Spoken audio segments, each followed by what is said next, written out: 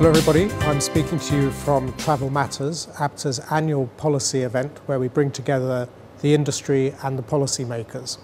This is the 5th Travel Matters, and I kicked it off by having a look back of what's happened in the last 5 years. We're coming out of the recession, but it's been an economically bumpy ride. We put that together with some major geopolitical events in some of our key destinations, and it's clear it's been a challenging time for the travel industry. On the policy side, in many ways, we're trying to catch up with some of the new developments in the marketplace. And although there have been some steps forward, we've had the introduction of Flight Plus, we've had a small reduction in APD, there's still a lot of work that needs to be done over the next 18 months. The relationships, fortunately, with the government departments are in good shape, and we're working really hand in hand with them to make sure that we come up with the best possible solutions for the industry. What I did say at the end is what ABTA stands for is the future. We want to represent the travel industry as it is today and as it's going to be. It's always been a very flexible industry, and the government needs to make sure that we're able to maintain that flexibility going forward, and that we very much believe in innovation and competition. This year's Travel Matters programme was one of our strongest ever, with a wide range of speakers from both the government, opposition, Westminster and industry as well.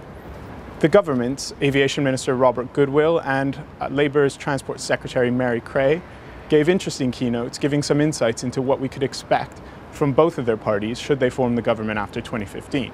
Neither would commit to implementing the recommendation of the Howard Davis review into airport capacity. However, they did recognise the need for urgent action on airport capacity and the importance of our sector.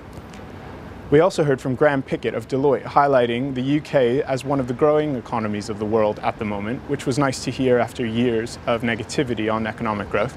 However, there were some risks highlighted, such as the political risks that we heard about through the day, as well as the overheated housing market and the potential rise in interest rates, things for the industry to be aware of. We also heard from the airports that are part of the airport debate, Heathrow, Gatwick and the Thames Estuary hub put forward by Foster's and Partners, and ABTA Chairman Noel Josephides talking about the importance of the passenger as part of the decision-making process.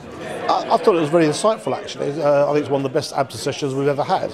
It was nice understanding the political aspect of what's going on with various ministers and everything else. It was nice discussing the debate on the extra runway we need in the South East region, whether it's going to be Heathrow, Gatwick or indeed a new airport. It was a real atmosphere and really good, and I was particularly interested in the government one, actually speaking to the government minister and him taking the questions on. He had a great sense of humour, but he had done his homework and he knew his stuff, and that was nice to hear that from a government minister. In the afternoon, the focus shifted to the politics of 2015, some of the risks and opportunities, and how we should best engage in the election debates that are about to happen. Lewis Baston, an expert analyst from the London School of Economics, predicted the 2005 and 2010 general elections almost to the seat. His prediction for 2015, though heavily caveated, was that we will see an overall win for the Conservatives in terms of percentage of the vote. However, this might translate still into a Labour majority government. The day closed with Lord Fowler, former Margaret Thatcher cabinet minister, highlighting the challenges and also some of the highs and lows in running for office in this country and what we might expect on the road to 2015. All in all, it was an excellent day for members and stakeholders as well as Westminster decision makers to come together and debate some of the key policies and opportunities ahead as we get towards the general election in 2015.